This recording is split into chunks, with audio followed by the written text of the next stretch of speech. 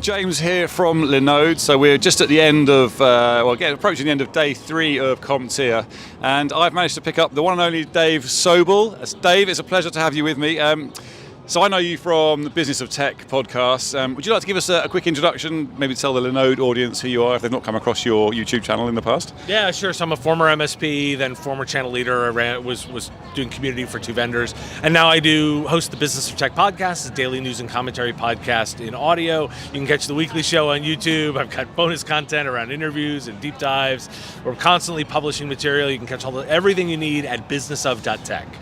Fantastic. Okay, and that is, to be honest, to me, it's a miracle that you managed to put out that much stuff. It literally is a daily video, which is brilliant. So every MSP should be subscribed to that. So you've been hanging around for the past few days, like me. I'm interested to know your take on what you've heard. So perhaps some of the challenges you see MSPs encountering, and maybe some advice around how they can overcome those. And is there any sort of themes that have really stood out for you? So from a CompTIA perspective, they're very focused on growing jobs, like growing new people to enter the tech industry. If you listen to Todd's keynote and what they dove into, and I did a live stream, by the way, if people are interested in diving some into that, where he's really focused on their ability to create new certifications and grow the market expansion to get more tech people, right? We're all talking about how there aren't enough people to fill the jobs that we have. And I would say that the big actionable thing that I was left with was broadening the lens. Most of us are looking for an over-spec'd job, an entry-level person with 5 years experience. Those people don't exist. Perhaps we need to be building more people than trying to find someone out there. If someone comes in with 50% of what you need, invest in them, create the person that you need, and create more of them. Mm-hmm. That was the big thematic thing that I'm taking away, was CompTIA's investment in that. Be interesting to see their vision play out for them. They have to execute on the plan that they put forth, but that's the message they're sending to the market. Mm-hmm. I really like that, and that's something I've heard actually in the UK as well, in the UK CompTIA communities, is take that longer term view. And some of the better MSPs are really starting from, they're concentrating on the soft skills, the personalities, the capabilities. They're not necessarily the high end skills. And the other thing is, I suppose they're more likely to move on if they're already highly skilled and ready to move on after, potentially look at other roles. So looking at other themes then, so cloud computing is a constant theme for MSPs. I know you've got a few views on where the cloud industry is going.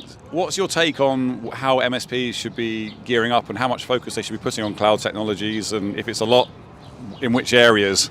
Yeah, a lot of questions there. Sorry. Yeah. So I mean, if you go the high level, the Gartner data is telling us that 80% of workloads are going to be in the cloud by 2025. Like, that's one of the versions of the data that I've seen. From my perspective, I always like to put my hat on and say, look, if I was starting a new IT services business right now, what would it look like? And I'd be cloud only. I would only be selling SaaS versions of SaaS as much as possible. Infrastructure as a service when I need to fill in the gap.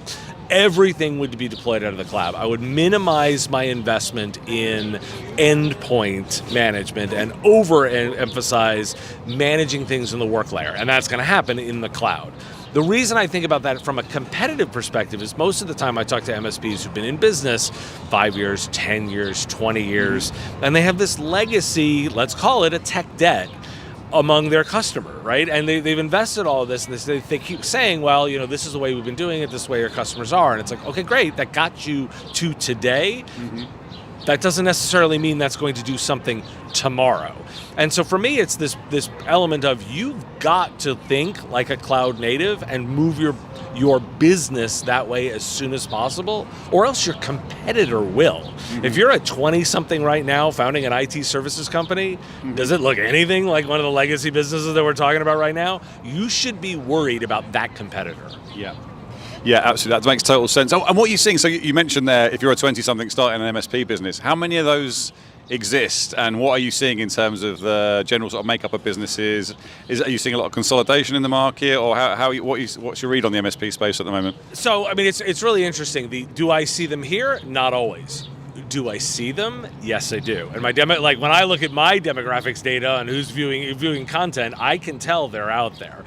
And so I always think about the fact that, like, wait a second, there are these other people that we may not be engaged with. If you were entering the market right now, you'd be focused very much on work applications, right? The business layer, business productivity. You're going to enter this market in a different way because that's what you're going to be leading with. So it's important to recognize that's where, again, you should be focused. If you're a legacy business that's been in business a long time, know that a new competitor is going to start by doing Microsoft, 365, Office 365 consulting to do business process automation and help people drive that business, and the infrastructure is an afterthought. And if infrastructure is your core business and you're not focused on that, well, you're not competitive in the same way. Yeah, absolutely. Okay, so I mean, is that something that every MSP should be doing then? So is it essential that they differentiate in that way? I mean, because it's an eternal debate of, I've seen this in MSP communities where they have this conversation around, I do my thing, I support my networks, and that's it, and that shouldn't be my job to go down the business process improvement. I mean, it's more than just a marketing term, isn't it? It's a serious strategic approach to help people improve their bottom lines of their companies, basically. So my approach on this is always very much a business fundamentals. I want to look at your numbers: revenue, cost of goods sold, EBITDA, right? Yep. You build the business that makes sense for you, both the business owner to execute a business problem, also the one that makes sense for the kind of business you want to have. Yes. That may, you may be a growth company, you may want to build something that's much more of like a long-term lifestyle style business. These are all fine. Yeah. Everyone looks for this one answer, right? Even in your question, should everybody? I think you build the business that makes the most sense. Now, my question is always going to be, are you driving revenue? Is that revenue managed at the middle with a reasonable cost of goods sold? And is there money coming out the bottom in profit? Yes. Right? The latest service leadership data says 1 in 4 solution providers are break even or are losing money. 1 in 4, right? That's an unbelievable stat to me. Right. Yeah. So I look around and I always go, like, for 1 in 4 opinions out there is somebody isn't making money. Yeah. So the only measurement. Why is that? The only measurement I care about is the business viable? Yeah. Is it a? And so I do believe there are multiple problems that you can solve. There are different value props that you can offer to the market. There's different ways of engaging. And I'm not going to say there's one thing you've got to do. What I am saying is I'm looking at trends, and I'm saying there are dominant trends that you want to understand how you fit in with. There's a dominant for a reason. Yes. Yeah. Right? Yeah. So if you choose to go in a different direction, you'd better be very intentional on why and what your plan is to drive that profit to the bottom. There's some really good wisdom in there. I think it's so important that MSPs stop and maybe have a look at, am I firefighting on a day-to-day basis, and have I checked that I am?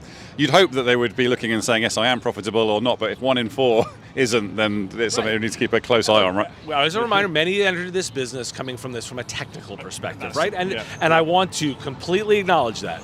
And now you run a business and your job is to run that formula. It's the shift.